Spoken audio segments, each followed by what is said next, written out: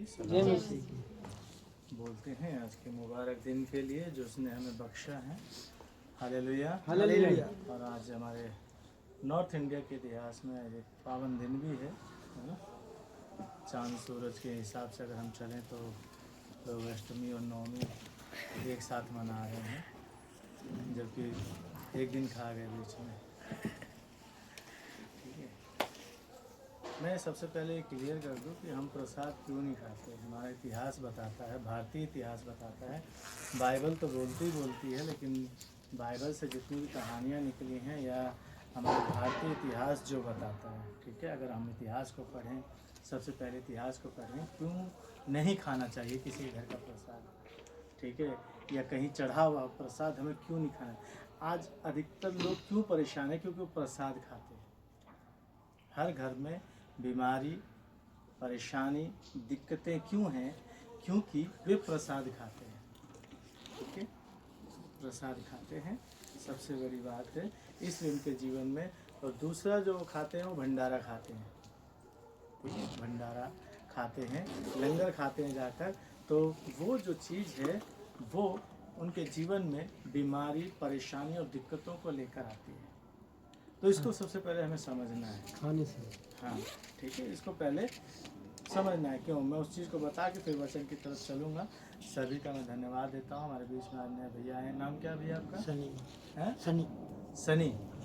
आज तो संडे है ना। बोल प्रभु यीशु मसीह की जय। हालेलुया। हालेलुया। चलो संडे के दिन भी शनि भैया हमारे बीच में है। प्रभु हम ताली बजाकर उनका स्वागत करें। तो किसी को भी मना कर रहे हैं, अगर कल को कोई पूछ ले आपसे कि क्यों नहीं खाते, ठीक है, भारतीय सत्यनारायण की कथा किसने सुनी है? अगर पूरी सुनी हो तो पूरी कथा जो है 90 मिनट की होती है। 90 से 120 मिनट की पूरी कथा है, विस्तार से अगर आप उसे पढ़ते हैं, सुनते हैं तो ठीक है। लेकिन पंडित क्या करता है, वो जो पूरा नहीं पढ़ता, 15 मिनट में ख़त्म कर देता है। ठीक है, पूरी ख़त्म कर देता। अगर सत्यनारायण की कथा को आप अगर सुने तो जिस किसी ने भी, है ना, और इन दिनों में जागरण बहुत सारे जगह पे होंगे, ठीक है, अगर तारा रानी की कथा के बगैर जागरण पूरा होता है क्या? नहीं होता। ठीक है, उसमें भी बताया गया है।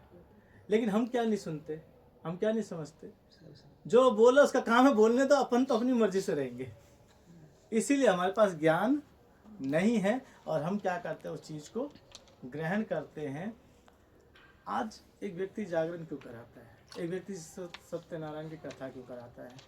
ठीक है, बाइबल में भी लिखा है कि जब हवन किया गया, हवन और यज्ञ किया गया, तो वो क्यों किया गया?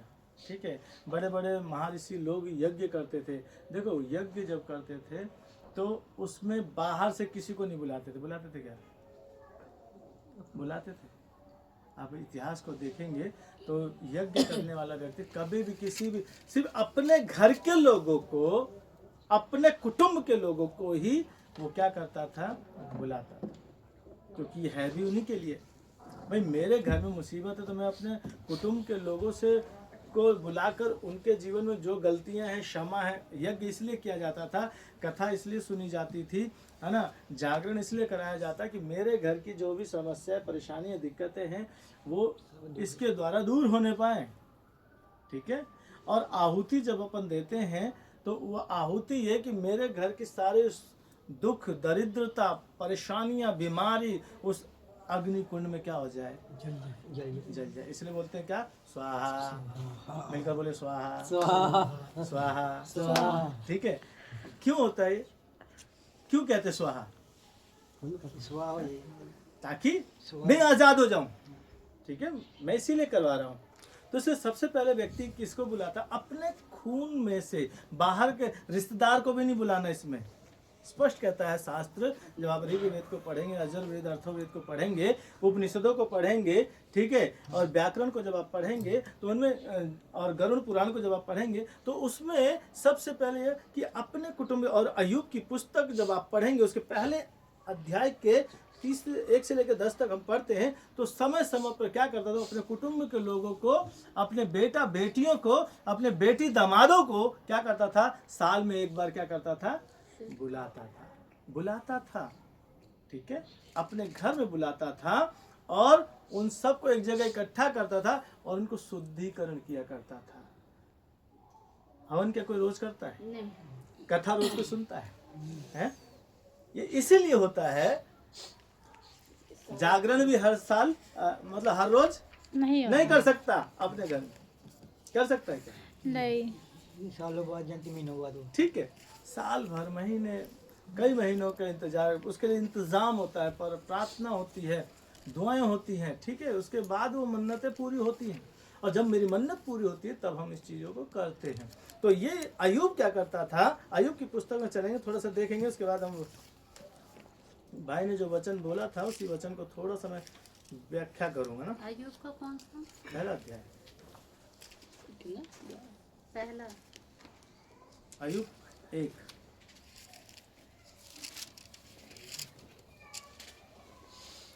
अय्यूब 1 का कौन सा? देश में हैं? पहले इसकी पृष्ठभूमि पढ़ लेते हैं, 1 से लेकर के 10 पद तक पढ़ो। उस देश में अय्यूब नाम का एक पुरुष था। वह खरा और सीधा था और परमेश्वर का भय मानता और बुराई से दूर रहता था। उसके 7 बेटे और 3 बेटियां उत्पन्न कितने बेटे थे? 7 बेटे और 3 बेटियां। 3 बेटियां थी। और उसके 7,000 भेड़ बकरियां, क्या बात है, 3,000 ऊंट, हाँ, 500 जोड़ी बैल और 500 गधियां और बहुत से दास दासियां थी। हाँ। देखो, और- प्राचीन काल में जो अमीरी जो झलकती थी ना, वो इनसे झलकती थी कि ये व्यक्ति बहुत अमीर है। कि ऊंट, ऊंटनी, भेड़, बकरियां, भैंस, गाय, कि इसके पास कितना है। संपत्ति थी। पहले पैसा नहीं देखते थे लोग, सही बात। इससे देखते थे।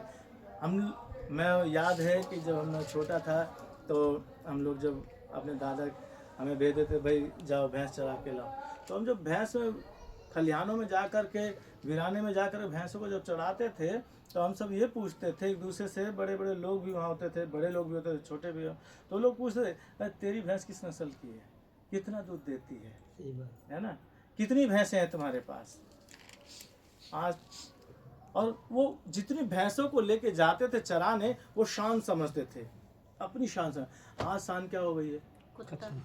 कुत्ता चराते। उनको बोलो भैंस चरा, तो बोलो अनपढ़ गवार है। पढ़ लिख के क्या करेगा, भैंस चराएगा। ये तो बोलते हैं। लेकिन अमीर किससे गिना गया, देखो यहाँ पे स्पष्ट लिखा है, उसके पास कितने सारे क्या क्या थे, उसके पास 7,000 भेड़ बकरियां थी, 3,000 ऊंट, 3,000 ऊंट, 500 जोड़ी बैल। 500 जोड़ी। वह अब किसी घर में अगर 4 जोड़ी बैल होते ना भैया, उसके पास है बैल, और एक से एक नस्ल के। ऐसे लोग बोलते थे, वजन डाल के बोलते थे, अरे ए कुत्ता तो चरा रहे हैं? क्या कह रहे, ए कुत्ता तो चरा। हम कुत्ते को, व्यक्ति मर रहा है, उसको एक गिलास पानी नहीं पिला रहे, ठीक है, उसके लिए हमारी बिस्लरी बोतल खराब हो जाएगी, लेकिन कुत्ते को हम सोने के बिस्किट खिला रहे हैं। वो एसी में घूम रहा है, और अगर किसी मरीज को हम अपनी गाड़ी से उठा के, एक्सीडेंट हो गया, उसको हॉस्पिटल ले जाए तो हमारी गाड़ी गंदी हो जाएगी, और कुत्ते के बिठाने से हमारी गाड़ी में शान बढ़ रही है। इसलिए लोगों में आपसी प्रेम क्या हो गया, खत्म हो गया। खत्म। जब ऐसे हमारी अमीरी झलकती थी तो लोगों में प्यार मोहब्बत बना था। अनपढ़ थे, चलो मान लिया हम अनपढ़ गवार हैं, लेकिन प्यार मोहब्बत तो था, एक दूसरे की सुनते थे। दुख सुख हो। 10 गांव दूर से किसी का एड्रेस पूछ लो, है ना, 8 किलोमीटर 10 किलोमीटर पहले पूछ लो, भाई फलाने गांव में फलाने व्यक्ति रहता था, हाँ हाँ जी जानते हैं, लेकिन व्यक्ति के नाम से नहीं, उसके दादा के नाम से सच बात है। आज मेरे बगल में कौन है, पढ़े लिखे हो गए ना हम लोग, हम सबके आगे नेम, पहले नेम प्लेट नहीं थे, अभी हमारे सबके घर के आगे नेम प्लेट लगा दिए, शान से लिखते हैं फलाना सिंह पंडित, फलाना सिंह ब्राह्मण, फलाना राजपूत, फलाना ये। उस समय नाम प्लेट नहीं थे, लेकिन 10 किलोमीटर दूर से अगर कोई एड्रेस पूछ रहा है, भैया उसके दादा का, तो कोई बाप का नाम क्या है, अगर नहीं पहचान पाया तो क्या है, दादा का नाम क्या है, दादा के नाम से, हाँ भैया अब चले जाओ, जानते हैं। आप ही छोड़ के जानते हैं, या हम तुमको छोड़ के आते हैं। लोग छोड़ने भी चले जाते थे। आज भाई उसी से पूछ रहे, मेरे को नहीं, मुझको नहीं मालूम है। बगल वाले बगल में कौन रहता है, मेरे घर के पीछे कौन रहता है, किसी को नहीं पता, मुझको मालूम है। क्योंकि पढ़े लिखे हो गए, हाँ एजुकेटेड हो गए। सही बात। ठीक है, यही कारण है कि हम एजुकेटेड हो गए लेकिन हमारे अंदर ज्ञान नहीं है। लोग सोचते हैं ये तिलक लगा लेंगे तो हम धर्मी बन जाएंगे, लोग सोचते हैं हम कलावा बांध लेंगे तो हम धर्मी कहलाएंगे, अंगूठियाँ पहन लेंगे तो हम ज्ञानी बन। नहीं, अंगूठियाँ कहता है कि प्राचीन काल में जो अंगूठियाँ पहनता था और तिलक लगाता था उसको ज्ञानी पुरुष मानते थे। ये ज्ञान का भंडार है इसके पास, क्योंकि ज्ञान कहाँ झलकता है, यहाँ से झलकता है। अगर कोई व्यक्ति ज्ञानी है तो उसका ज्ञान यहाँ से झलकता है। ठीक है, अगर उसने हाथ में कलावा बांध रखा है, मोटा सा या कुछ बांध रखा है, तो उसको कहते हैं ये पुरुषार्थ है, ये मर्द है, पुरुषार्थ है ये। ठीक है, उसकी अलग पहचान होती है। हर व्यक्ति नहीं करता ये सब, लेकिन आज हर कोई व्यक्ति जो है चल रहा है, जिसको अपना आसन धोने का भी शऊर नहीं है, वो भी जो तिलक लगा के और ये पहन के आई एम हिंदू ऐसा बोल के चलता है, और दूसरे को तुच्छ, अपने भाई को तुच्छ जानता है, अपने साथ में चलने वाले को नीचा दिखाता है और कहता है मैं ज्ञानी नहीं। यहाँ पर कहता है, और शास्त्रों में जब सत्यनारायण की कथा हम सुनते हैं, मैं पढ़ा है और सुना भी है, तो और हमने किया भी है, तो वहाँ पर लिखा है कि जब सत्यनारायण की कथा हो रही थी तो वहाँ कुटुंब के लोग बैठे हुए थे, तो वहाँ पर वो प्रसाद की बारी जब आई तो एक राह चलता व्यक्ति भी उसमें से ले लिया। हम राह चलते व्यक्ति को प्रसाद बांटते हैं ना, ले लीजिए भाई जी, है ना, उसे राह चलता व्यक्ति भी ले लिया और लेकर वो खा गया। अब देने वाला तो मना नहीं करेगा भाई, ठीक है, देने वाला मना नहीं, तो सब लोग बैठे थे, वो भी राह चलता था, वो कुटुंब का नहीं था, उसके घर के लोग बैठे थे वहाँ पर 20-25 लोग, लेकिन वो भी आया, कहीं से देखा कि कथा हो रही तो चलो मैं भी ले लेता हूँ, ले लिया। लेने के बाद उसने खा लिया, और खाने के बाद जाके देखा उसके घर में सुख शांति में जा रहा था, आनंद में जा रहा था, घर में कलेश मचा पड़ा है, रोना पीटना बचा पड़ा है, क्योंकि उसके घर में कुछ हो गया, अनहोना हो गया। दिन प्रतिदिन उसके घर में वो घटता चला गया, बढ़ने की बजाय घटता चला गया। बहुत सारे लोगों को दिखाया, बताया, तो किसी पहुंचे हुए व्यक्ति ने उसको बताया, भैया कहीं प्रसाद बटा था, तुमने प्रसाद खाया है क्या? कुछ लोग उस जमाने में थे तत्वदर्शी, जो दूर की दशा को देख लेते थे, पिक्चर जैसे चलती वैसे देख लेते थे, और देखने के बाद उन्होंने कहा भैया तूने कहीं प्रसाद खाया क्या? रास्ते में आ रहा था और रास्ते में तुझे प्रसाद मिल गया, तूने खाया क्या? कहता हाँ खाया तो है, भगवान का था मैंने खा लिया। ठीक है, कहते उसी भगवान का श्राप तुझ पे पड़ा है, इसलिए तू भुगत रहा है, इसलिए तू भुगत रहा है। ऐसा कर, क्षमा मांग, घुटने टेक कर क्षमा मांग, और तू अपने कुटुंब के साथ बैठ और वो कहानी सुन, वो कथा सुन, करवा, प्रार्थना कर, क्षमा मांग। जब वो तुझे क्षमा कर दे, जिंदगी में कोई बाहर का मत खाना, अपने घर में करके कर लेना उसी चीज को। ठीक है, तो जब उसने घुटने टेक कर क्षमा मांगी ईश्वर से, तब उस ईश्वर ने उसे क्षमा किया, और उसका जीवन फिर से जो नुकसान होना था वो सब खत्म होना शुरू हो गया, और फिर वो बढ़ना शुरू हो गया। ठीक है, प्राचीन काल के शास्त्रों में इस बात के लिए मना किया गया है, प्रसाद नहीं खाना किसी के घर का। शनि के मन में क्या है या मेरे मन में क्या है, क्या शनि जानते हैं क्या? जैनी जानता है क्या मेरे मन में क्या, मैं किस मनसा से दे रहा हूँ, या मेरे घर में क्या चल रहा है, मैं प्रसाद रोड पे खड़ा होकर क्यों बांट रहा हूँ, पता है? नहीं, ये तो अपने घर का कलेश बांट रहे हैं। जब उनको बताया गया ये घर का, अगर तुम्हें अपने घर की हारी में, तो लोग क्या सिखाते हैं, इतने दिन क्या करना, उपवास रखना या जल चढ़ाना या ये करना, और इतने दिन प्रसाद बांटना। हाँ, पाई 10 देगी, पाई करना है। ठीक है, 16 सोमवार क्या करना, प्रसाद बांटना लिखा, बताया।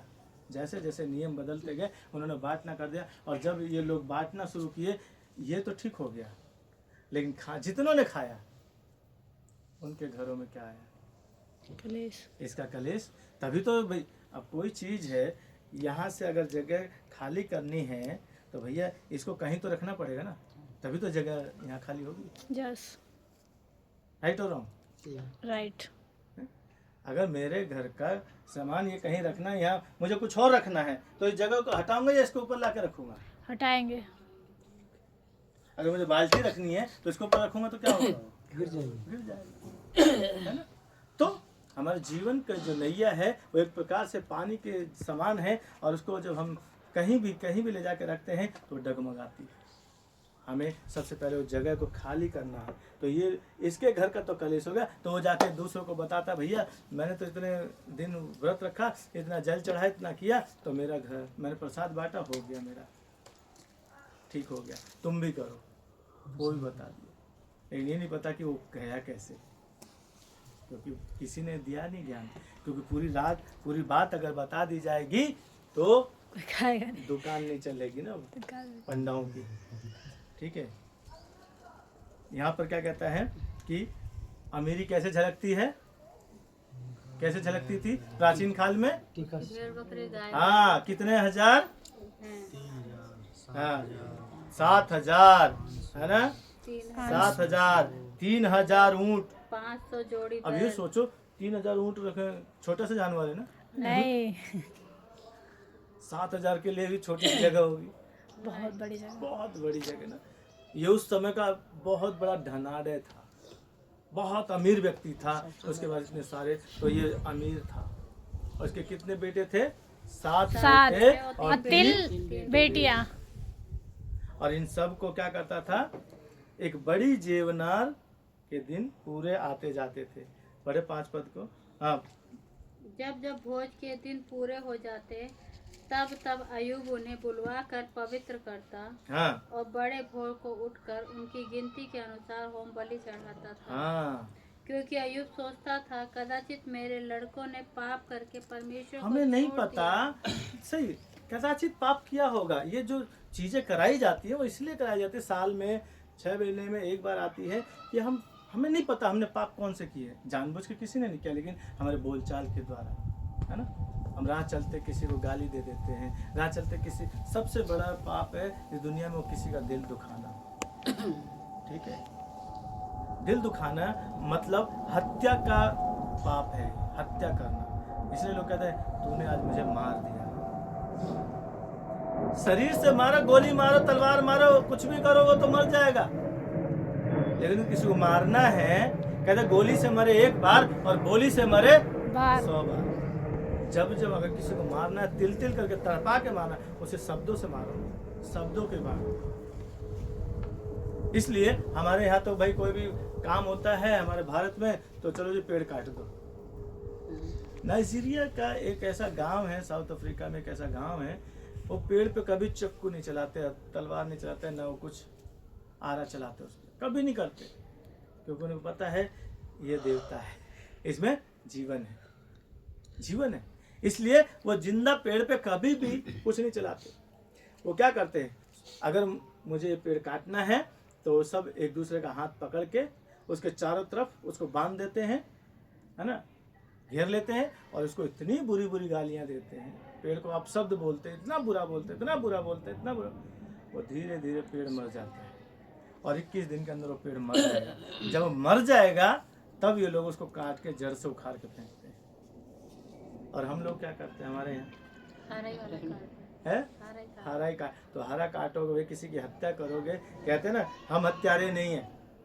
भैया हत्या तो कर ही रहे, इसको पाप नहीं समझते लोग, लेकिन कहते मुर्गा मीट खा रहे तो वो जीव हत्या है। भैया ये तो रिसाइकल की दुनिया है, खुदा ने बनाई ऐसी प्रकृति है कि ये रिसाइकल है। हर एक जीव किसी न किसी को खाता है, सिर्फ मनुष्यों पे ही पाबंदी क्यों है? 10,000 से तो मार पूरी सब्जी सब ठीक है। चढ़ा देंगे। हाँ? ठीक है, ये रिसाइकल का समय है। और ये पृथ्वी अगर ऐसा ना करे, सभी लोग शाकाहारी हो जाएं, सारे शेर शाकाहारी हो जाए, सांप शाकाहारी हो जाए, जितने मछलियां शाकाहारी हो जाएं, तो हमारे लिए जगह नहीं बचेगी, क्योंकि हम साल में एक बार बच्चे पैदा करते हैं ना। ऐसा नहीं भाई, सही है। सही। और ये लोग एक बार में 10-10 बच्चे पैदा होते हैं। जीव जंतुओं की कोई गिनती नहीं, कितने बच्चे एक बार में पैदा होते हैं। तो अगर ये रिसाइकल ना करें, एक दूसरे को ना खाएं, तो कितनी आबादी बढ़ जाएगी? हमारे लिए जगह बचेगी? नहीं बचेगी। इसीलिए खुदा ने सब कुछ सोच समझ के बनाया। जिसने भी सृष्टि बनाई है, उस ईश्वर ने, आसमान के बाप ने पूरी कायनात को जो बनाया, जिसे मुझे और आपको जिसने बनाया है, वो परमेश्वर, उसने सोच समझ के बनाया है। हम एक दूसरे पर इल्जाम लगाते ना फिरे कि तू शाकाहारी है, तू मांसाहारी है, मैं ये करता हूँ, तू वो कर। नहीं, हम आपस में भाई हैं। ये एक दूसरे का रिसाइकल है। अच्छा, कुत्ते को लोग, शाकाहारी लोग कुत्ता पालते हैं, उस कुत्ते की से जाके पूछिए कि भैया शाकाहारी के घर में तेरा जीवन कैसे बीत रहा है, तो क्या उस सुखी वाली बात बोलेगा? क्योंकि कुत्ता क्या है? मांसाहारी है। अगर उसको मांस ना मिले तो उसकी सेहत क्या हो जाएगी? डाउन हो जाएगी। इसलिए लोग क्या करते हैं, अभी लोग शाकाहारी लोग क्या करते हैं, इसलिए महंगे से महंगा डॉग फूड लेकर आते हैं। घर पे तो नहीं बनाएंगे ना, तो डॉग फूड लेकर, वो जो उसी चीजों से बना होता है जिससे उसकी सेहत ठीक रहे। आप मांस मत खाइए, तो कहीं ना कहीं गोलियों के द्वारा, दवाइयों के द्वारा आपको खिलाया जाएगा, जिससे कि भाई जो शरीर की कमी घटी है वो तो पूरी हो। ठीक है, तो इसलिए शुद्धिकरण के अनुसार ये चीजें साल में एक बार किया जाता था। और ये कहता है, एक बड़ी जेवनार के लिए बुलाता था, और जेवनार जैसे जैसे दिन बीतते थे, वो प्रत्येक बच्चों के जिसकी जैसी मनसा थी, गिनती के अनुसार उनको क्या करता था, उनके लिए बलि चढ़ाता था। बलि चढ़ाता था कि ये मेरे बच्चों ने, हो सकता है चाल चलन के द्वारा, बोल चाल के द्वारा, या अपने हाथों के द्वारा, या अपने पैरों के द्वारा, हम दिन भर ऊपर चलते हैं, नीचे चलते हैं, है ना, कुछ ना कुछ तो अपराध होता ही हमसे। कोई कह दे कि मैं पवित्र हूँ, मुझसे नहीं हुआ एक भी अपराध। ऐसा है कोई यहाँ बैठा हुआ नहीं, कि मैं पापी नहीं हूँ, मुझसे कोई पाप नहीं होता? जैनी लोग मुंह पे मास्क लगा के रखते हैं कि भैया वो जीवाणु मेरे मुंह में ना जाए, इसलिए भैया चाय पीते हो, चाय पीते हैं, सब पीते हैं, तो चाय पीते हैं इसलिए वो लोग काली चाय पीते हैं, और बिना चीनी के तो वो भी नहीं पीते। और जो चीनी खाता, यूज करता है, क्या वो शाकाहारी है? चीनी वाला शाकाहारी नहीं है भैया, क्योंकि चीनी को जो सफ़ेद आती है उसको मांस से, हड्डियों से सफ़ेद किया जाता है। ये इसलिए चीनी मिल के सामने से गुजरिए, क्या नहीं होता वहाँ पर? खुशबू आती है? खुशबू आती है? नहीं आती, वहाँ पे इतनी बदबू आती है। ट्रेन से कई बार हम जो गुजरते हैं तो हमें क्या लगता है? बदबू आती है। जब तक वो ट्रेन उस एरिया में रहती है बुरा हाल होता है। तो इसलिए हमें सबसे पहले जानना है कि प्रसाद इसलिए मना किया गया, शास्त्रों ने मना किया है, हम ने मना नहीं कर रहे। यहाँ पे भी मना किया, और हमारे भारतीय शास्त्र, भारतीय दर्शन के शास्त्रों में भी ये मना किया गया है कि किसी के घर का प्रसाद नहीं खाना, अपने ही कुटुंब में रहना। ठीक है, अपने ही कुटुंब में रहना, खाना पीना जो कुछ करना वो सब अपने ही में करना, बाहर से मत करना। बाहर का करोगे तो तुम पे ये श्राप आएगा, और इसीलिए वो श्राप उन पर आता है, उन पे वो बीमारी आती है, उन पे वो कलेश आता है, उसके घर का सारा कलेश आपके घर में आ जाता है। Hallelujah, hallelujah. बोल प्रभु यीशु मसीह की जय। प्रभु यीशु मसीह की जय। प्रभु यीशु मसीह की जय। इसलिए हमें क्या करना, अपने आप को शुद्ध करके रखना, अपने आप को शुद्ध करके रखना, कहीं का भी कहीं भी शुरू नहीं होना, इधर का चीज उधर नहीं करना। इसीलिए शास्त्रों में मना किया गया है, बाइबल भी मना करती है, और हमारे भारतीय दर्शन शास्त्र भी मना करते हैं। क्या मना करते हैं? किसी के घर का नहीं खाना, अपने कुटुंब में हो तो खा लेना। ठीक है, हालेलुया। ऐसे पूरी दुनिया मानती है, लेकिन आज हमारे पास पढ़ाई और एजुकेशन हो गई, तो इसलिए हम इन चीज़ों की तो क्या करते हैं, इज्जत कर लेते हैं, लेकिन अपने भाई की बेइज्जत करने में कोई कसर नहीं छोड़ते, अपने बहन की बेइज्जत करने में कसर नहीं छोड़ते। परंतु हम इन चीज़ों को कि भगवान का है मान ले, इसको कर लेते हैं, और ये नहीं पता कि आप जिनकी इज्जत बेइज्जत कर रहे हो, अगर उसकी इज्जत करो तो ये चीज़ें तुम पर हावी नहीं होंगी। हम इनकी बेइज्जती करते हैं, उनका आदर कर लेते हैं, तो वो श्राप हम पर आता है, श्राप आता है। तो इसलिए यहाँ पर कहता है कि हमें क्या नहीं करनी चाहिए, किसी के घर का प्रसाद या किसी राह चलते कभी भी किसी के भी घर नहीं शुरू हो जाए। लंगर क्यों परेशान, लंगर क्यों नहीं खाना चाहिए भैया? लंगर इसलिए किया जाता है अनाथों गरीबों को, कई बार कुछ ऐसे लोगों के लिए लंगर किया जाता है कि जिनको खाना कभी नसीब नहीं होता। नहीं हुआ। आराम से पीजिए, बैठ कर पीजिए आराम से, कोई नहीं, ठीक है। क्या है, खाना नहीं मिलता उनको। आपने कई लोगों, कितने लोगों ने देखा कचरे में से खाना निकाल कर खाते हुए लोगों को? मैं देखा हूँ। कचरे में से, हैं? कचरे में से खाना निकाल कर खाते हैं, ठीक है। ऐसे लोगों के लिए ये लंगर का प्रावधान ऊपर वाले ने किसी के मन में डाला और वो जो है चालू हुआ।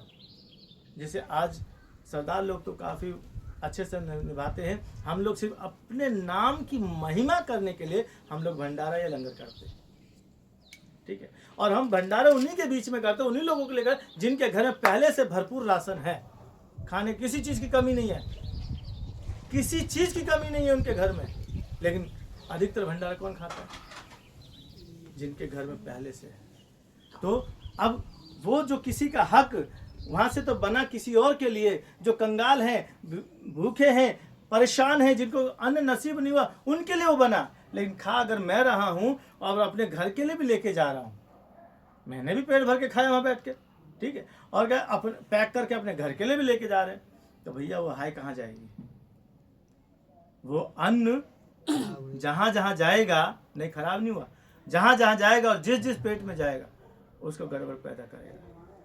इसलिए भंडारा भी हम कहीं भी नहीं खाते, क्योंकि किसी और का हक है भैया, किसी ऐसे व्यक्ति का है। कई लोग रोड पे चलते हैं, उनको पता, हमें नहीं पता किस परिस्थिति में निकला, घर से खा के निकला नहीं निकला, लेकिन अधिकतर खाना कौन खा जाता है? वो भोजन कौन कर लेता है? जिनके घर में पहले से घर से खा के भी गए और वहाँ भी जाके भर के लेके आ रहे हैं। एक दिन का मेरे घर, वो एक दिन का आप राशन नहीं बचा रहे हो, एक टाइम का खाना नहीं बचा रहे हो, आप अपने ऊपर श्राप ले रहे हो। फिर कहते इतना पैसा खर्चा हो गया, ये कर लिया, ये ताबीज बांध ली, वो गंडा बांध लिया, वो बाबा दिखा दिया, सब दिखा दिया, मौलवी दिखा दी, लेकिन हमारे घर से ये दुख कम नहीं हो रहा। कहाँ से होगा? क्योंकि उस दुख को तो तुमने घर में बिठा के रखा है, यहाँ पे दबा के बैठे हो, तो ठीक कहाँ से होगा?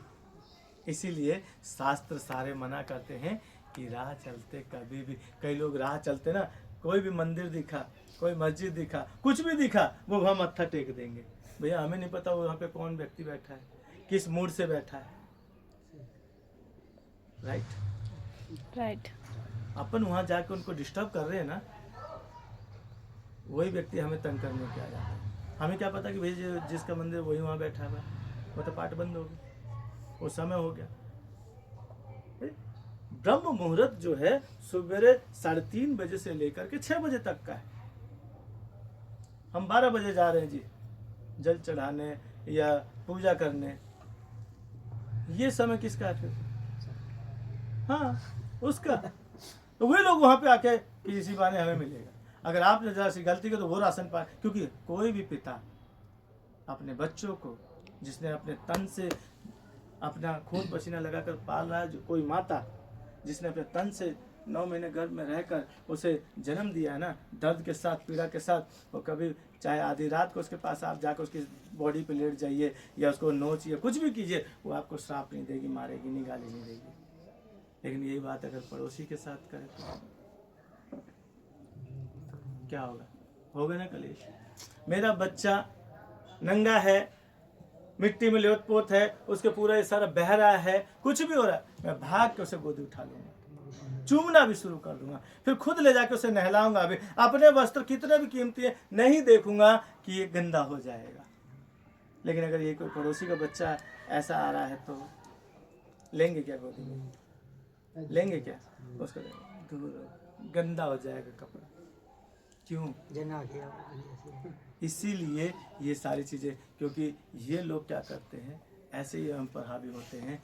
ये जो दोपहर में अपन लोग पूजा करते हैं, फिर दूसरा ब्रह्म मुहूर्त शुरू होता है शाम के 6 बजे से लेके रात्रि 9 बजे तक। उसके बाद दूसरा काल शुरू हो जाते हैं। हम उन गलत जगहों पर, गलत समयों पर जब हम किसी की पूजा पाठ करेंगे तो भैया हमारे घर में कभी सुख शांति नहीं आने वाला है। कभी भी सुख शांति नहीं आएगी। लिख के दे सकते हो स्टाम्प पेपर पे, क्योंकि आप किसको कर रहे हो, किसको पूज रहे हो? काल को आज काल का अपनी कहना मुसीबत को, अपने काल को बुला रहे। इसलिए प्राचीन काल में लोग जो है ब्रह्म मुहूर्त में हवन कुंड वगैरह करते थे, कभी भी शुरू नहीं हो जाते थे। कभी भी देखिए ना, आप पढ़ के देखिए शास्त्रों को, पुराने पिक्चरों पे भी कई बार फिल्माया गया इन विषयों को। ब्रह्म मुहूर्त में करते थे, सुबह के समय करते। जब और बाइबल कहती है जब अदन की वाटिका में आदम को बना के रखा था तो कब कब परमेश्वर आता था उनसे मिलने? ठंडक के समय में, भोर में। और ठंडक कब होती है? इस समय ठंडक है क्या? कितने लोगों को ठंड लग रही है? हैं? गर्मी लग रहा है। गर्मी लग रही है, तो कोई ठंडक नहीं। ठीक है, सिर्फ वो ठंडक के समय में मिलने आता था। और आज का जो दिन है, सत्संग का जो दिन है, ये पवित्र दिन है, इसे खुदा ने कहा मैं पूरे दिन, ये विश्राम का दिन है। ये क्या है? विश्राम का दिन है, और इसमें मैं तुम्हारे साथ हमेशा रहूँगा। आज मैं सुबह जब यहाँ पे था 9 बजे, सब लोग काम करके चले गए, मैं यहाँ पे बैठा हुआ था, मैं भजन सुन रहा था, और भजन सुनते सुनते मेरे को रोना आ गया। मैं रोना आ गया, मैं रोता रहा, घुटने टेक कर यहाँ रोया, प्रभु क्या हुआ, क्यों रोना आया मुझे नहीं पता, लेकिन किसी ने किसी के लिए आंसू बहे। मैं करीबन 20 मिनट तक बिलक बिलक कर रोया है। और प्रभु कहता मैं यहाँ पर मौजूद हूँ। कोई नहीं था, मैं था, और वो भजन चल रहे थे, और प्रभु की आत्मा थी। Hallelujah, hallelujah.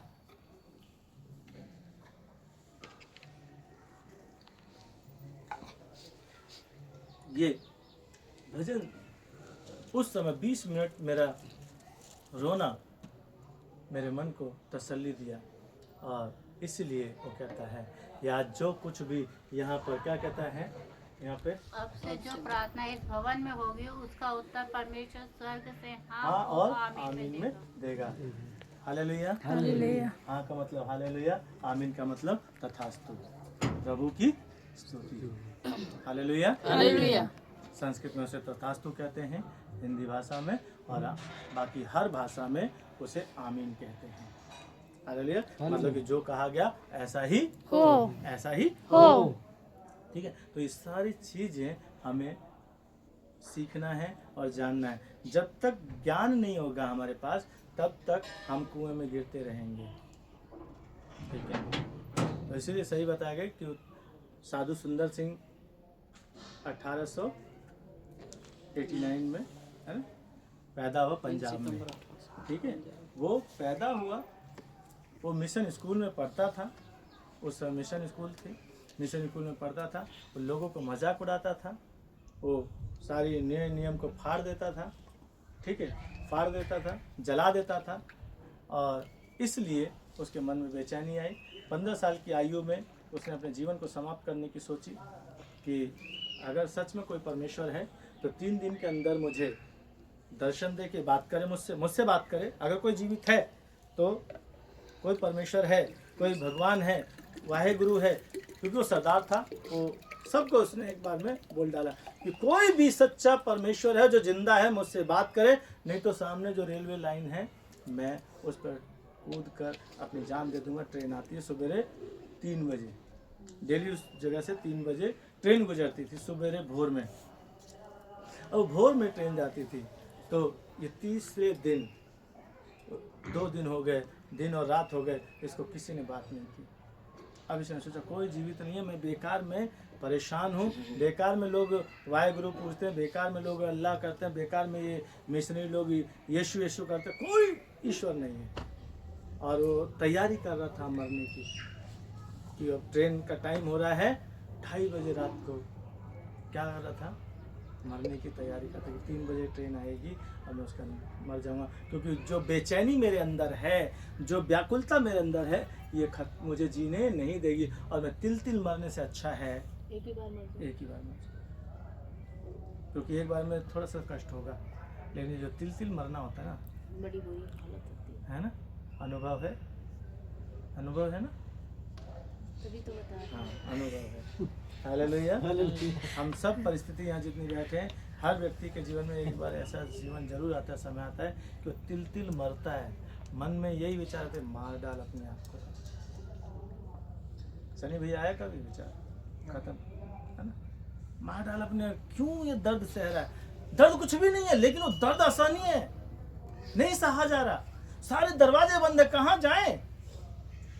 सारी भीड़ हमारे पास है, पूरी दुनिया की भीड़ हमारे पास है, हर रूप में हमारे पास है, लेकिन उस भीड़ में भी मैं अपने आप को क्या पा रहा हूँ? अकेला। क्या पा रहा हूँ? अकेला। अकेला, कुछ नहीं दिखाई दे रहा।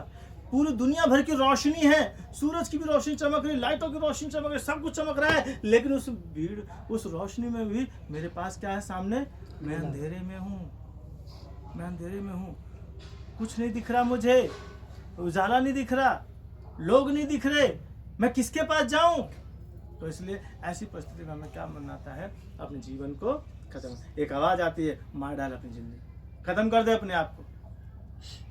तो ये तैयारी कर रहा था साधु सुंदर सिंह, और उसी वक्त उसके कमरे में रोशनी हो गई। ये तैयार था मरने के लिए, रोशनी हो गई, और बोलता है साधु सुंदर सिंह, साधु नहीं था, बोलता सुंदर सुंदर। उसने सोचा शायद कोई बुला रहा है, लेकिन रोशनी होने के कारण वो कहीं नहीं जा पाया।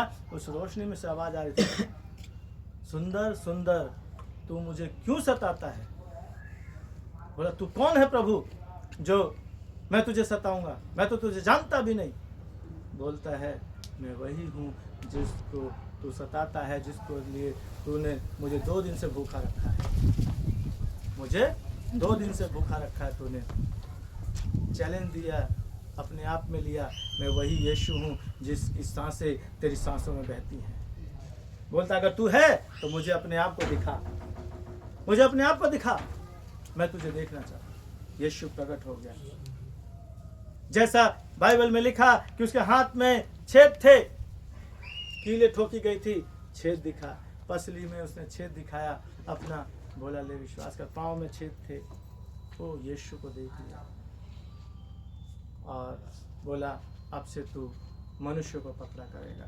वो दिन था और उसके अंतिम समय तक वो यीशु के पीछे चलता रहा। उसके बाद यीशु से उसकी मुलाकात नहीं हुई, लेकिन वो यीशु को महसूस करके हमेशा चलता रहा।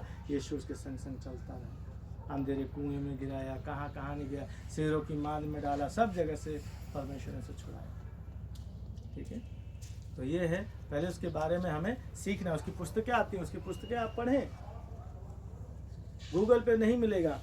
कोई भी अगर कहानी आपको पढ़नी है गूगल से मत सर्च करना, उसकी पुस्तक साधु सुंदर, पैसा खर्चा करना सीखो। अगर पुस्तकें चाहिए, मेरे पास बहुत सारी पुस्तकें, आके पढ़ो, नहीं कर खर्च कर सकते तो समय दो, यहाँ पे पढ़ो उन्हें, और नहीं तो पैसा खर्चा करो, लाइब्रेरी जाओ, वहाँ से उस व्यक्ति की पुस्तक खरीदो और पढ़ो, तब ज्ञान आएगा। ठीक है, तो इसलिए अपने आप को अंधेरे में मत कि जिधर मर्जी आए उधर ही निकल पड़ो किसी का भी नाम लेके, गलत है। इसीलिए इंसान ठोकर खाता है। ठीक है, हमें अपने सबसे पहले, आपने जो वचन पढ़ा वो वचन बहुत ही मनभाऊ है। वहाँ पर एक दर्शन की बात है। क्या दर्शन? ठीक है, याकूब क्या कर रहा वहाँ पर? सो गया। ठीक है, याकूब क्या किया? वहाँ पे सो गया। किसका बना? क्या, कैसे सोया? पत्थर का तकिया। हाँ, एक तकिया बनाया वीराने में, कोई बिस्तर नहीं है वहाँ पर, कोई घास फूस नहीं है, सारे पत्थरों हैं, चट्टाने हैं। उन पत्थरों को उसने समतल किया, कुछ पत्थरों को जहाँ पे आराम से लेट सके, क्योंकि रात बहुत हो चुकी है। फिर उसने एक पत्थर का, कहते ना, एक कहानी कहते ना, वो कहावत, भूख न जाने सूखा बात, बोलना जरा। भूख न जाने सूखा बात, नींद न जाने टूटी खाट, और प्रेम न जाने जात। हाँ, प्रेम न जाने जात पात। ठीक है, और जब नींद आती है, नींद आती है ना, अगर 3-4 दिन से आप नहीं सोए हो, ठीक है, कितने लोगों का अनुभव है 3-4 दिन से अगर आप नहीं सोए हो, तो भैया उसको क्या, कहीं भी मिल जाए बस समतल सी जगह है, उसको मखमली तकिया चाहिए, मखमली बिस्तर चाहिए, नहीं। टूटी हाथ भी मिल जाए जहाँ से उसको कीड़े मकोड़े तंग ना कर सके, है ना, उसी पर फ्लैट सो जाए। और उसको कितना भी कोई जगाने की कोशिश करे, वो जगेगा नहीं जल्दी। जननी स्वनी पूरा हालेलुया। जब तक नींद, पूरा नहीं हुआ। और वो नींद उसकी 10 मिनट में पूरी हो सकती है, 1 घंटे में हो सकती है, चाहे 12 घंटे में भी ना पूरी हो। सही। ठीक है। जब 4-5 दिन का व्यक्ति थका होता है ना, जगा होता है, तो उसकी नींद जो है, अगर मेहनती है तो 1-2 घंटे में उसकी नींद पूरी हो जाएगी, और यदि आलसी है तो 24 घंटे भी कम पड़ेंगे सोने के लिए कम पड़ेंगे उसको। ठीक है, क्योंकि उसकी बॉडी हमेशा दर्द ही करेगी और आंखें दर्द करेंगी, तो उसे नींद ही आएगी बार बार। ठीक है, मेहनती को 1 घंटा सो ले, उसकी पूरी 24 घंटे की नींद पूरी कर लेता है वो। ठीक है, तो वहां पर क्या देखा, पढ़े उस वचन को निकाले, उत्पत्ति 28-15। हम्म और सुन, मैं तेरे संग रहूंगा, हम्म और जहाँ कहीं तू जाए वहाँ तेरी रक्षा करूंगा, हाँ और तुझे इस देश में लौटा ले आऊंगा। हाँ मैं अपने कहे हुए को जब तक पूरा ना कर लूं, तब तक तुझको ना छोड़ूंगा। आमेन। आमीन। तब तक तुझको ना ना छोड़ूंगा। अब 10 से पढ़ते हैं, उससे ऊपर से बेरशेबा, बेरशेबा पढ़े, बेरशेबा, याकूब बेरशेबा से निकल कर बोले बेरशेबा, कई लोग बोल रहे हैं Beersheba, Beersheba. Beersheba. Beersheba. Beersheba का मतलब क्या है, प्रभु का दर्शन। ठीक है, बेरशेबा का मतलब परमेश्वर का दर्शन। दर्शन, परमेश्वर का घर। ठीक है, तो क्या लिखा है, सो याकूब बेरशेबा से निकलकर हरान की ओर चला, और उसने किसी स्थान में पहुंचकर रात रात वहीं बिताने का विचार किया। हाँ क्योंकि सूर्य अस्त हो गया था, हाँ इसलिए उसने उस स्थान के पत्थरों में से एक पत्थर ले अपना तकिया बनाकर रखा और उसी स्थान में सो गया। इससे ये पता चलता है कि इसे बिना तकिए के नींद नहीं आती। कुछ लोगों को आती है ना, बिना तकिए के नींद, नहीं मुझे भी है, बिना तकिए के नींद नहीं आती। इसलिए मुझे क्या करना, कई बार होता है मैं अपने दोनों हाथों को तकिया बना लेता, जब कभी तकिया नहीं मिलता तो ये बिना तकिए के सोता है। वो इसलिए सुरक्षित है। बिना तकिए के जो सोते हैं वो वेल एंड गुड है, क्योंकि उनको रीढ़ की हड्डी का और सर्वाइकल का दर्द कभी सहना नहीं पड़ता। ठीक है, उनका कभी वो नहीं कहीं यार गर्दन टेढ़ी सी लग रही है, कुछ दर्द हो रहा है, ऐसा उसको नहीं सुनने को मिलेगा, क्योंकि बिना तकिए के सो रहे। लेकिन अधिकतर लोगों को तकिए के आराम, बिना मेरे को तकिए की नींद नहीं आती। यहाँ पे भी इसको, क्योंकि इसने क्या, किसका तकिया बनाया, ऊंचा किया आपने सिर पे, पत्थर का। मतलब इसको तकिया चाहिए ही चाहिए, है ना। तो इसने तकिया, पत्थर का तकिया बनाया और क्या किया, उस पर सिर रखकर सो गया। तब उसने स्वप्न में क्या देखा हम्म कि एक सीढ़ी पृथ्वी पर खड़ी है और उसका सिरा स्वर्ग तक पहुंचा है। हाँ, कहाँ तक पहुँचा है, स्वर्ग तक। सिरा क्या होता है, ऊपरी हिस्सा, सीढ़ी का ऊपरी हिस्सा कहाँ पहुँचा, स्वर्ग तक पहुँचा। और परमेश्वर के दूत उस पर चढ़ते उतरते हैं, हम्म और यहोवा उसके ऊपर खड़ा होकर कहता है, मैं यहोवा तेरे दादा अब्राहम का परमेश्वर और इसहाक का भी परमेश्वर हूँ। जिस भूमि पर तू लेटा है उसे मैं तुझको और तेरे वंश को दूंगा। बोल प्रभु यीशु मसीह की जय। जिस भूमि पर तू लेटा है उसको मैं तेरे वंश तुझे को। और अब देखो, आशीष कहाँ से आती है हमारे जीवन में, धन कहाँ से आता है, हमारे दादा परदादाओं से आता है। ठीक है, हमारा गरीब होना और अमीर होना दोनों बाप दादाओं से आता है। ठीक है, जैसे कई लोग ना, मेरे 52 बीघे खेत चल रहे हैं, है ना, 60 बीघे खेत है, कहाँ है, यहाँ शहर में किसके पास है इतना। किसी के पास एक छोटी सी झोपड़ी 50 गज में बना के तो घमंड कर लेता है, अरे मेरे पास तो कोठी है। किसी का 200 गज होगा भाई, उसका अनुसार तो सोचता यही है।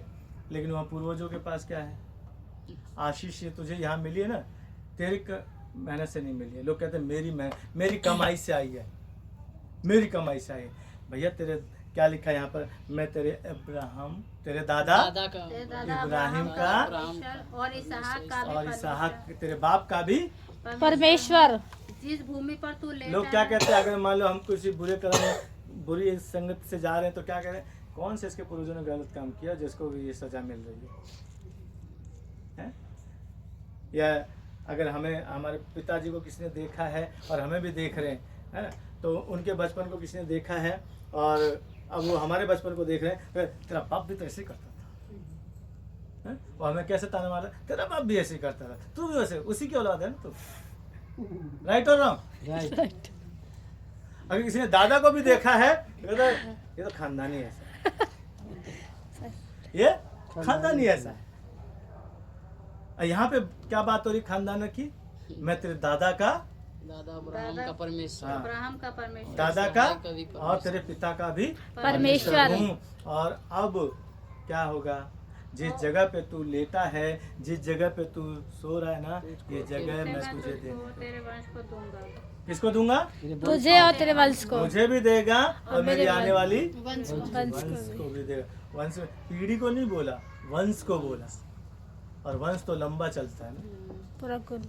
ये नहीं कि एक दो बार किया और खत्म हो गया वंश। इसीलिए आज अधिकतर लोग वंश चलाने के लिए किसको ढूंढते हैं? लड़के को ढूंढते हैं, वंश चलाने वाला चाहिए।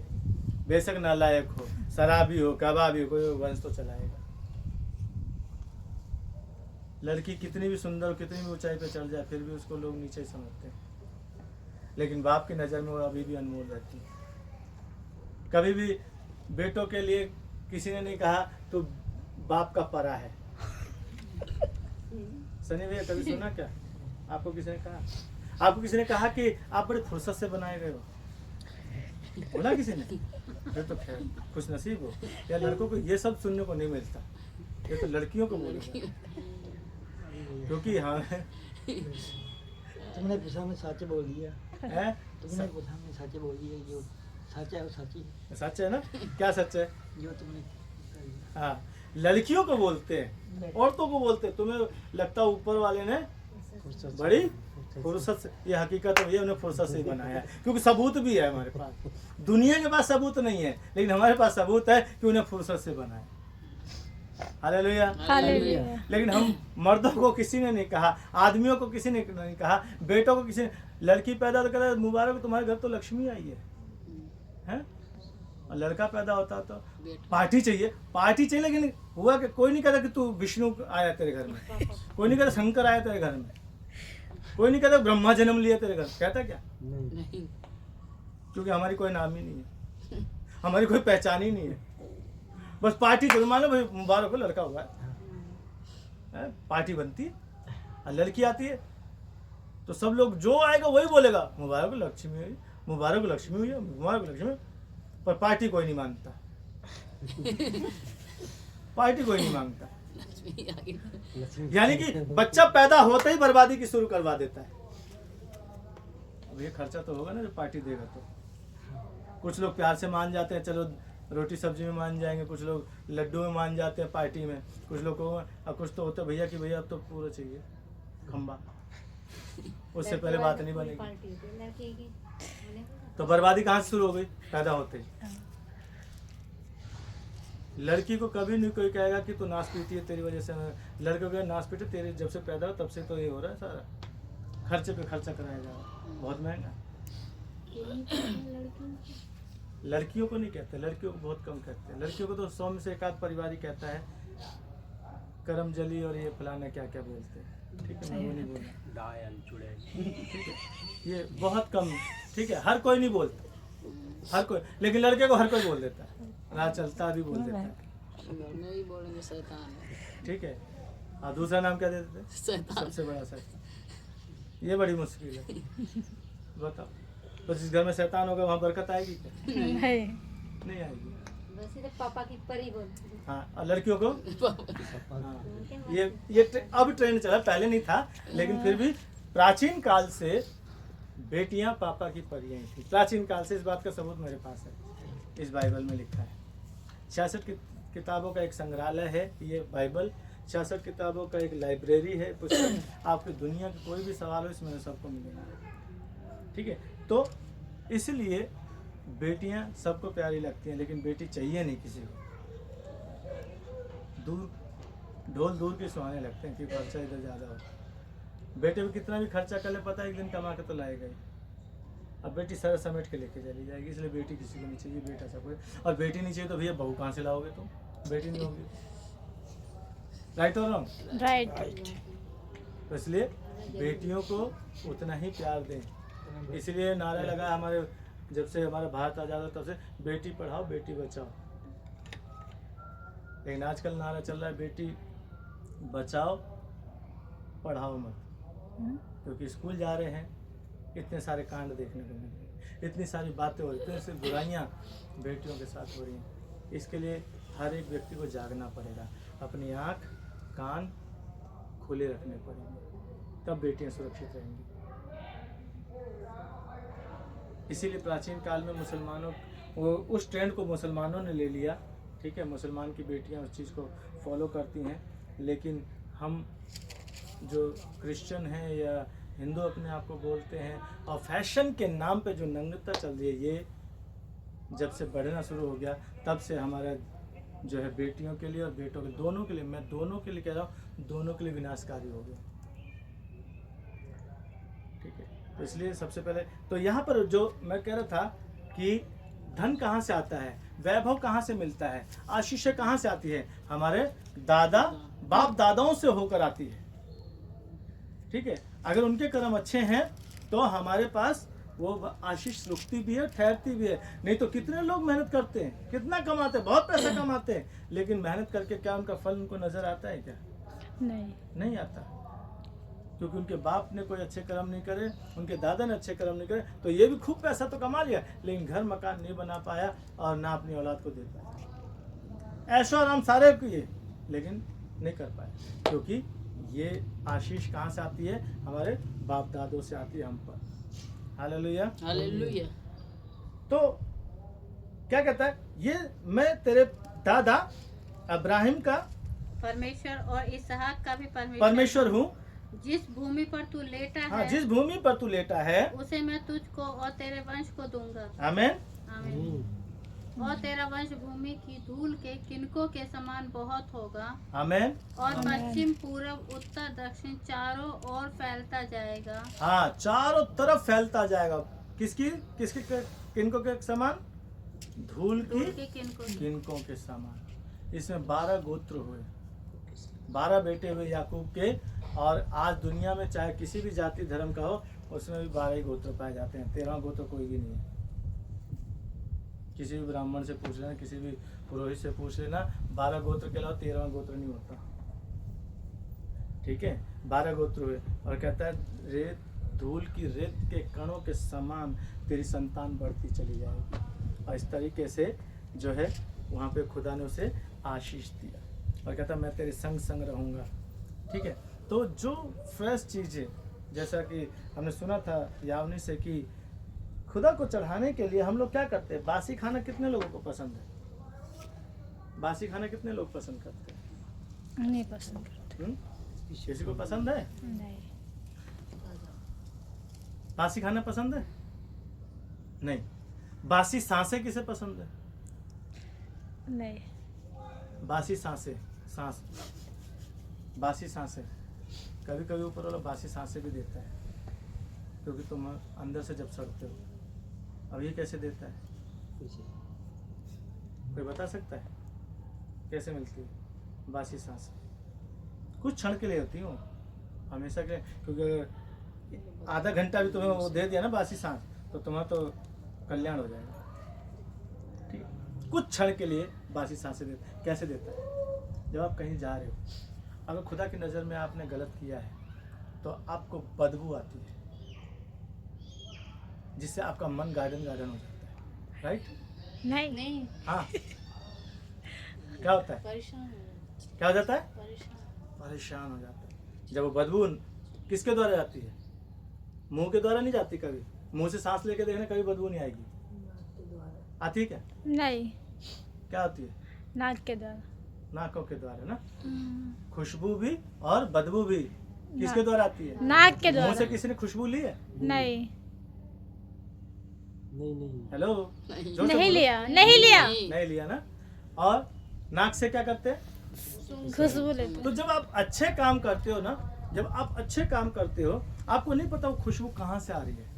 जब खुदा आपको ब्लेस करता है तो महक जो आपके श्वास में आती है ना, ताजा ताजा, आप ढूंढते हो यार कहीं तो कुछ हो। वो किसी अगरबत्ती धूप बत्ती की नहीं होती, वो फ्रेश होती है जो खुदा तुम्हें दे। वो आधी रात में भी हो सकती है, दोपहर में भी हो सकती है और सुबह भी हो सकती है। किसी भी टाइम जब खुदा आपको ताज़ी सांस देना चाहता है तो उसमें खुशबू पैदा करता है। समझ रहे हो? और जब खुदा की नज़र में आप गलत करते हो, खुदा के नज़र में चोरी करते हो, तो आपकी सांस से भी वो बदबू पैदा कर देता है। अब देखो कहाँ मरा हुआ है, आप ढूंढना शुरू करते हो। नहीं तो उस जगह से आप चल रहे हो तो तेजी से निकलना कोशिश करते हो। क्या के लिए? क्या के लिए? बदबू ना आए। ताकि ये बदबू ना आए। तो ये खुदा की तरफ से बासी सांसें। तो बासी सांसें लेना किसको पसंद है? नहीं पसंद। अगर वो खुशबू वाला आ रही सांसें तो आप चाहते और लें, क्योंकि उसे अंदर से फीलिंग आती है, खुशी निकलती है। आहा, क्या मस्त खुशबू है। लेकिन वो भी कुछ क्षण के लिए होती है, परमानेंट नहीं होती। राइट और रॉन्ग? राइट। हालेलुया। हालेलुया। तो ये बासी सांसें और ताजी सांसें, और प्रतिदिन परमेश्वर आपको फ्रेश सांसें देता है। फ्रेश जो 24 घंटे चलती है हमारे जीवन में। फ्रेश सांसें ये प्रतिदिन चलती हैं, 24 घंटे चलती हैं। लेकिन बासी सांसें और ताजा सांसें, है ना, परमेश्वर की ब्लेसिंग वाली सांसें, वो कभी कभी आपको मिलती है। ठीक है? अब आपको बताओ क्यों ऐसा करता है परमेश्वर। अब ये वेदी पे जो कुछ चढ़ाया, ये जो चढ़ावा आपने चढ़ाया है, ये चढ़ावा अभी किसको चढ़ाया है? परमेश्वर को। या मुझे? नहीं, परमेश्वर को। परमेश्वर। तो वो किसका हो गया? परमेश्वर का। अब उसके बाद हक किसका हुआ? परमेश्वर का। आपका। किसका हक हुआ? आपका हुआ। लेकिन इसमें आप सब पहले जब हाथ मार लेते हो तो श्राप कहाँ जाएगा? हमारे ऊपर। आप बिना पूछे अपनी मर्जी से उसमें हाथ ले लोगे। वह खाने की चीजें मना नहीं है किसी के लिए, लेकिन जब आप पूछ तो सकते। हो सकता मैं इसमें से कुछ चीजें फ्रिज में ले जाके रख दूं कि भाई बाद में मैं सारी चीजें तो मैं नहीं खाता, सब में बटती है, सबको खिलाता हूँ। लेकिन अगर मेरे द्वारा जा रही है तो आपको ब्लेसिंग है वो, क्योंकि मुझे खुदा ने वो अधिकार दी। और अगर आप अपनी मर्जी से उसको ले रहे हो तो आप अपनी ब्लेसिंग खो रहे हो, श्राप ले रहे हो। समझ रहे हो?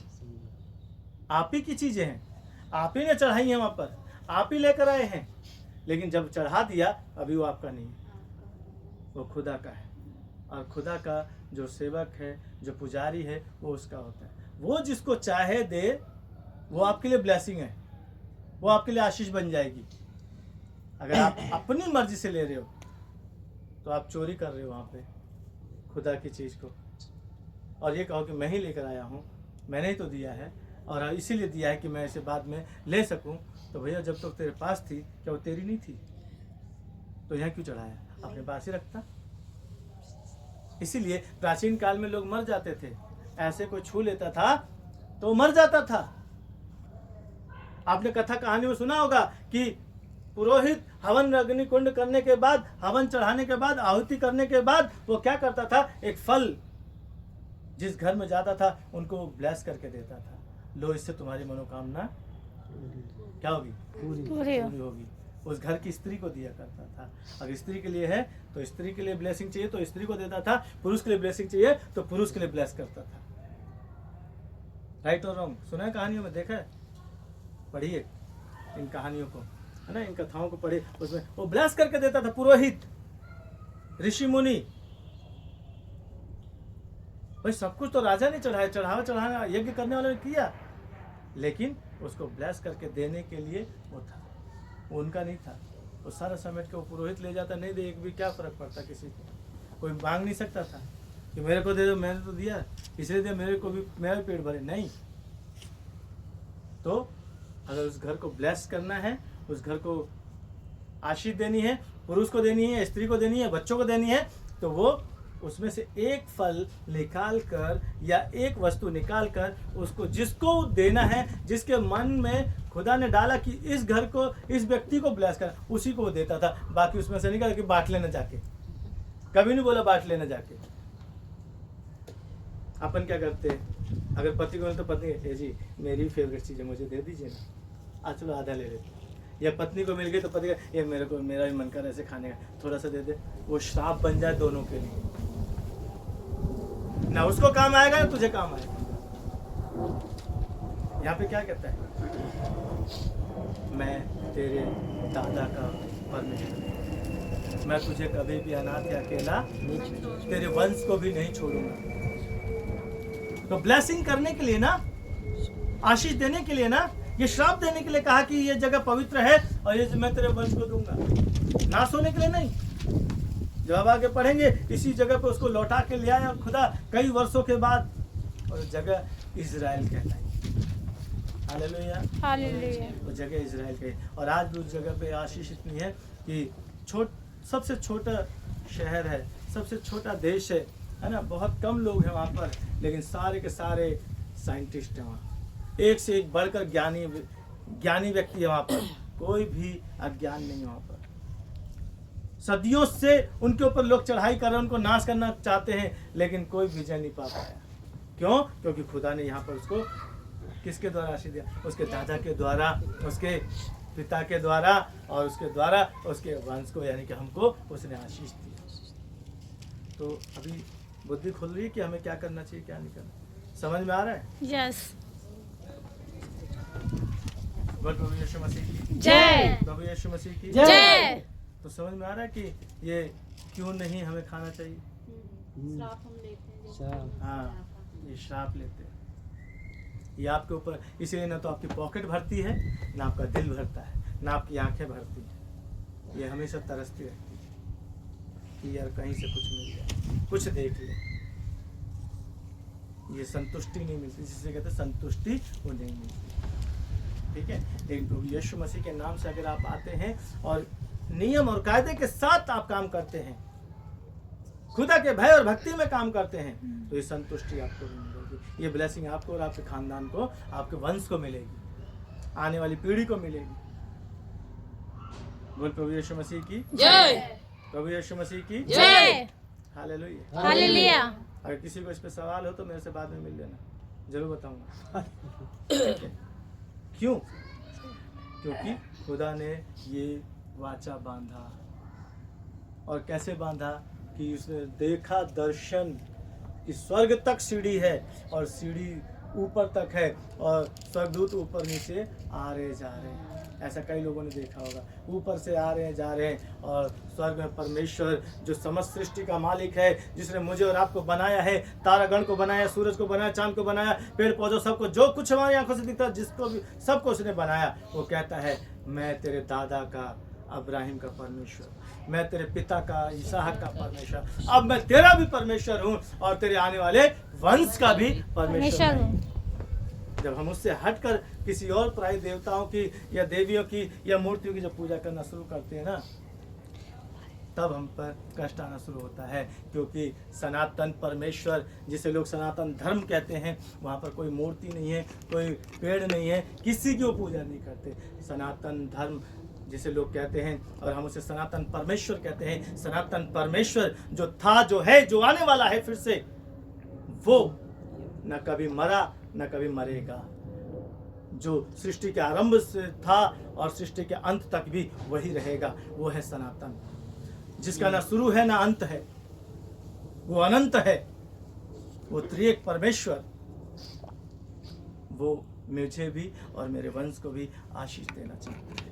Hallelujah, hallelujah, hallelujah, hallelujah. इसलिए कहता है, देख मैं यहोवा, मैं परमेश्वर हूँ, मैं सनातन परमेश्वर हूँ, और मैं तुझे ये आशीष देता हूँ, और तुझे भी और तेरे वंश को। Hallelujah, hallelujah, hallelujah, hallelujah. तब 16वां पद कहता है, याकूब जाग उठा। हालेलुया, क्या कहता है? याकूब जाग उठा, और क्या कहने लगा? निश्चय इस स्थान में यहोवा है। हाँ, निश्चय यह स्थान यहोवा का है। हालेलुया, यहोवा है, और मैं इस बात को न जानता था।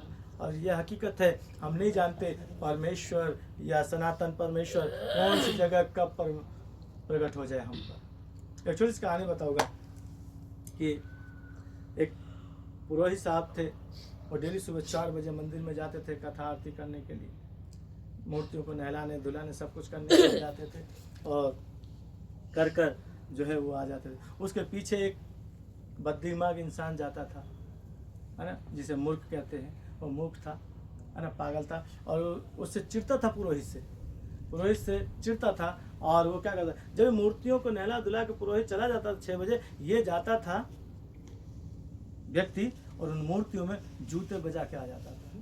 जितने देर वो पूजा करता था उतनी देर ये जूते बजाता था उनमें, समझे, ये व्यक्ति उनमें जूते बजाता था।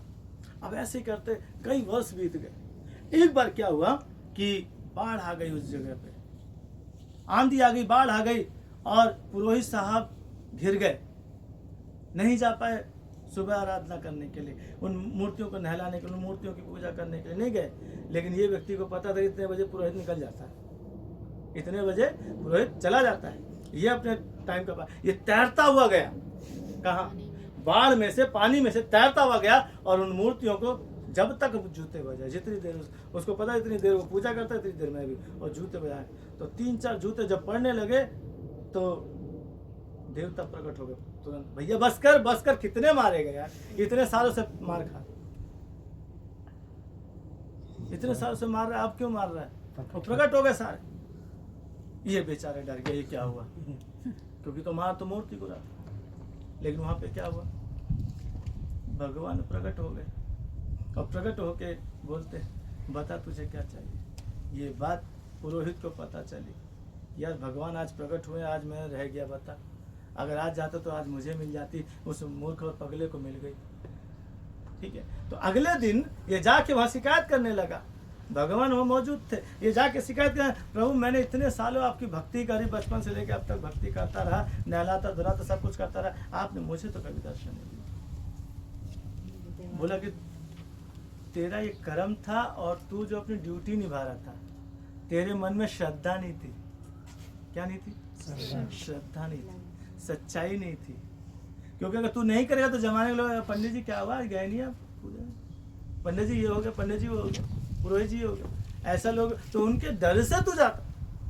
लेकिन यह व्यक्ति क्या कर रहा, इसका जो नियम था, ये नियम में तू बाढ़ को देख कर डर गया, आंधी को देख कर डर गया, लेकिन ये तैर कर मेरे पास आया, यह अपनी ड्यूटी सही करता, तो मुझे मजबूरन क्या करना पड़ा, उसे दर्शन देना, उसके मन का मुराद पूरी करनी पड़ी। हालेलुया। क्या ये उस जगह पर याकूब कई बार आया गया होगा, लेकिन ये उसी दिन क्यों सोया वहां पर? तो हमें नहीं पता खुदा कब हमसे प्रसन्न हो जाए। तो हमें अपनी ड्यूटी जो भी हम कर रहे हैं या कर रहे हैं, हमें वहां कंटिन्यू करते रहना। हालेलुया। जो हमें कर्म दिया गया है, हमें वो कर्म करते रहना है। हमें नहीं पता कि वो ग्राहक के रूप में हमारे पास आएगा या मेहमान बनकर आएगा, किस रूप में वो आ जाए हमारे पास, हमें नहीं पता। हमें सेवा करते रहना है। प्रभु यीशु मसीह की जय, प्रभु यीशु मसीह की जय। और यहाँ पर यह सो गया, तो सोने के बाद इसको क्या, सनातन परमेश्वर दर्शन देकर कहता है, मैं सनातन परमेश्वर, मैं यहोवा हूँ और मैं तुझे यह आशीष देता हूँ। और कहता है निश्चय परमेश्वर यहाँ पर मौजूद है। और क्या कहता है 17 पद में, और भय खाकर उसने कहा यह स्थान क्या ही भयानक है, और यह तो परमेश्वर के भवन को छोड़ हाँ, कुछ नहीं हो सकता, और यह स्वर्ग का फाटक ही होगा। आमेन। स्वर्ग का फाटक होगा, फाटक ही होगा। इसीलिए खुदा ने कहा मेरे लिए कौन सा मंदिर बनाओगे, तुम्हारा हृदय मेरा मंदिर। क्या तुम नहीं जानते कि तुम परमेश्वर का मंदिर हो? हम खुदा को ढूंढने के लिए कहाँ जा रहे हैं? ये तीरथ, वो स्नान सब करने जाते हैं, कहीं मिला क्या खुदा? कहता है, इसलिए कबीर कहता है जो मन देखा आप भीतर ही है भैया। कबीरदास कहता है अगर मन चंगा तो किसमें गंगा? जिसमें वो चमड़ा धोता था। लकड़ी के पत्थर। लोग कहते यह शुद्ध है, शूद्र है, चमार है, भंगी, सब तरह के उसको अवहेलना करते थे। लेकिन गंगा उतर कर उसी चमड़े धोन में आ गई। कहाँ से? नदी छोड़कर उसमें आ गई। ऐसे पूरा गांव ने देखा। तो इसलिए कहता है वो नहाने नहीं गया कभी गंगा में, नहीं गया नहाने, लेकिन भक्त था गंगा में। तो हमें नहीं पता परमात्मा हमारे किस रूप में हमें मिल जाए, कहाँ मिल जाए, लेकिन उसके लिए श्रद्धा होनी चाहिए। ये व्यक्ति श्रद्धा पूर्वक उसे मारने जाता था, वो श्रद्धा पूर्वक उसको नहीं करता था आराधना, वो अपना कर्म बस करता था।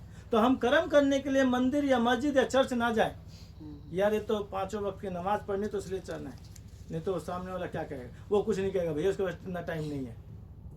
और तुम तीर्थ पे नहीं गए यार, हैं, तुम कांवड़ लेके नहीं गए, तुम ये नहीं गए, वो कुछ नहीं कहा। हम ही सोच ले कि वो ये क्या कहेगा, यार पिछली बार तो गया था, इस बार क्यों नहीं गया, पिछली बार गए थे तो क्या मिल गया हमें। अरे जो माँ मेरी घर में भूखी सो रही है, भूखी है, अगर मैं उसे 1 गिलास पानी दे दूं ना लाकर प्यार से, तो मेरी कांवड़ यात्रा सफल हो जाएगी, वहीं सफल हो गए, मेरा तीर्थ सफल हो जाएगा। क्योंकि 7 धाम कहाँ हैं, माता पिता के माँ के चरणों में। 7 धाम, 4 धाम तो लोग बोलते हैं, सही से देखो 7 धाम है, ठीक है, भारतीय संस्कृति के अनुसार माता पिता के चरणों में।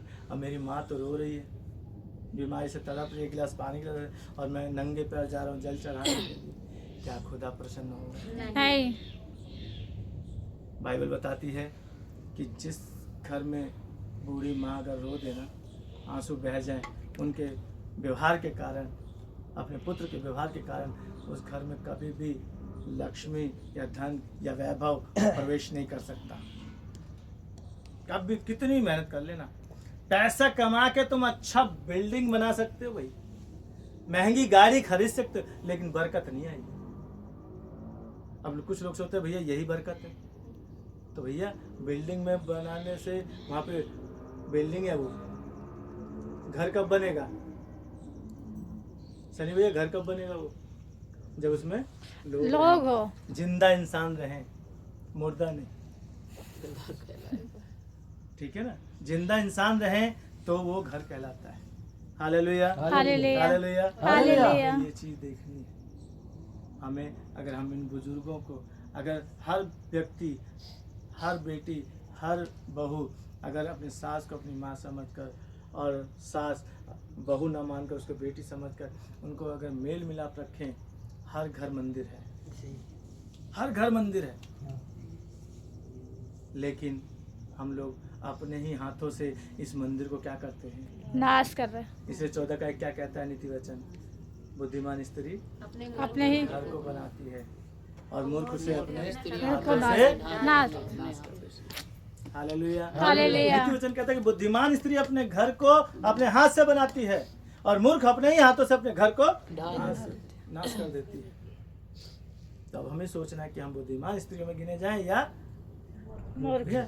लीपा पोती करने से, पढ़ाई करने से आप बुद्धिमान नहीं कहलाओगे, आपको कल्चर बताएंगे कि आप कितने बुद्धिमान। गोरी चमड़ी होने से आप बुद्धिमान नहीं हो। ये चमड़ी जिस बात पे आप घमंड कर रहे हो, एक दिन तो वो वहां पड़ा मिलेगा और लोग कहेंगे ले चल भैया, बदबू आ रही है। अभी हमने सुना है किसी कहानी रील की कि भैया I love you Soni, I love you, तो किससे प्यार करते हो, गोरी चमड़ी से तो कर रहे हो ना, सोनी को नहीं कह रहे। अभी सोनी को कोई उच्च हो जाए, या यहाँ पे पिंपल हो जाए, या चेहरा खराब हो जाए, कितने आके कहेंगे भैया हैं, या इसका थोड़ा सा दांत लसे लगा कहने वाले हैं। तो ऐसे मुंह फेरेंगे जैसे लगा कांटा चुभ रहा है। हाँ, जबकि वही सोनी है जो 2 दिन पहले आई लव यू कह रहे थे, और आज अगर स्किन खराब हो गई तो कोई नहीं पूछेगा। आइए दी। हाँ, बदबू आ रही है कहेंगे। तो चमड़ी से लोग प्यार करते हैं, इंसान से प्यार नहीं करते। इसलिए सबसे बड़ा खुदा ने अगर बनाया, इंसानियत का धर्म बनाया। इंसानियत अगर आप है तो आप ही भगवान है, आप ही सब कुछ है। क्योंकि बाइबल बताती है परमेश्वर ने अपने से थोड़ा सा कम बनाया है मुझे और आपको। इसलिए समस्त सृष्टि पर हम अधिकार करते हैं, चाहे वो आकाश के पंछी हो, चाहे जलचर हो, चाहे पृथ्वी पर चलने और रेंगने वाले, उन सब पर अधिकार हम कर रहे हैं। इसलिए सबको हम नचाते हैं, हमें कोई नहीं नचाता। ये बात और है कि हमने अपने आप को दे दिया कि वो हमें नचाएं। ठीक है, कुछ लोग अपने आप को देते कि उनको नाचने का शौक है, तो भैया बंदर भी इंसान को नचा लेगा। कुत्ता नचा रहा है, कुत्ता कहता मुझे इधर जाना, तो कहता नहीं इधर जाना, तो वो उसके पीछे भाग रहे। कुत्ता चरा रहे। पहले भैंस और गाय घोड़े चराना जो है, क्या था, ऊँटों को चलाना जो है शान समझते थे। आज लोग कहते हैं अनपढ़ गवारों के काम। भैया दूध कहाँ से आएगा? ये अनपढ़ गवारी लोग देते। अनाज कहाँ से आएगा? हाँ, वो कुत्ता अनाज नहीं कमाने जाएगा। वो नहीं काटेगा जाके। जाएगा क्या? नहीं। ये बैल ही है ना, बैल से ही आएगा। देखो जब बैलों से खेती हुआ करती थी, खेतों में टेस्ट आता था, खेतों में टेस्ट आता था, उसकी मिट्टी क्या करती है, महकती थी, सुनहली, और मन तो करता था इसी में लेट जाओ। दादा नहाते बाल धोते हैं। ठीक है। और आजकल खेती किससे हो रही है? ट्रैक्टर से। अब वो महक जो है खत्म हो गई, खत्म हो गई, खत्म हो गई। क्यों हो गई? क्योंकि उसकी महक खत्म हो गई। लोहे से कभी भी है ना, लोहा लोहे को यूज करता रहे तो उसमें महक नहीं आएगी, बदबू आती, स्मेल आती। इसीलिए लोग किसानी छोड़ दी, क्योंकि पढ़े लिखे लोग हो गए। लेकिन अनपढ़ गवार जो है वो आज भी देश ही चला रहे। और देख लो देश चला रहे ना, मोदी साहब और अमित साहब देश चला रहे। ये कितने पढ़े लिखे लोग है ना। तो हमें और आपको क्या करना? हम अनपढ़ ही ठीक है।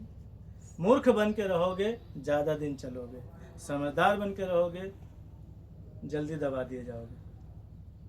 क्योंकि जो सीधा होता है वो ठोक दिया जाता है, टेढ़ा होता है उसे फेंक दिया जाता है। हालेलुया। हालेलुया। तो टेढ़े समाज के लिए नहीं, सीधे हो जाइए, कोई आपको नहीं ठोकेगा, टेंशन मत लीजिए। दुनिया का ज्ञान है कि कील जैसे सीधी रहती है तो उसे ठोक देते हैं, और टेढ़ा हो तो उसे फेंक देते हैं। नहीं, आप सीधे बन के रहिए, लोगों के साथ अपनी इंसानियत दिखाइए, प्रेम भाव बना के रखिए, अपने सामने वाले से, अपने बगल वाले से प्यार कीजिए, उनके दुख सुख में खड़े होइए। आपके पास अगर सामर्थ्य है तो उसको पैसे से, कपड़े से, जैसे आपको हेल्प कर सकते हो कीजिए। यकीन मानिए, और उससे मांगने की वो उम्मीद मत रखिए कि मैंने 100 रुपया दिया भैया उसके गरीबी में, कल वो मुझे वापस करेगा। मांगने की इच्छा मत रखिए, बस दे दीजिए और भूल जाइए। यकीन मानिए खुदा आपको 70 गुना देने जा रहा है। आमीन। कितना? 70 गुना। 70 गुना देता है। और उसके साथ साथ आपको प्रोटेक्शन भी देगा। क्या क्या? अनदेखे स्वर्गदूत आपको भेजेगा ताकि आपको कहीं एक्सीडेंट ना हो जाए राह चलते हुए। इसलिए कई बार आप राह चलते हो तो ना एकदम ऐसा लगता है यार आज तो खत्म ही था, मैं ऐसे गाड़ी से गुजरा, बच गया, किस्मत अच्छी थी। किस्मत नहीं, वो जो आपने कहा किसी की लालच है ना, बिना लालच के जो किसी का आपने दिया है ना, किसी की हेल्प करे, किसी भी तरीके से करी, उसने आपको बचा दिया।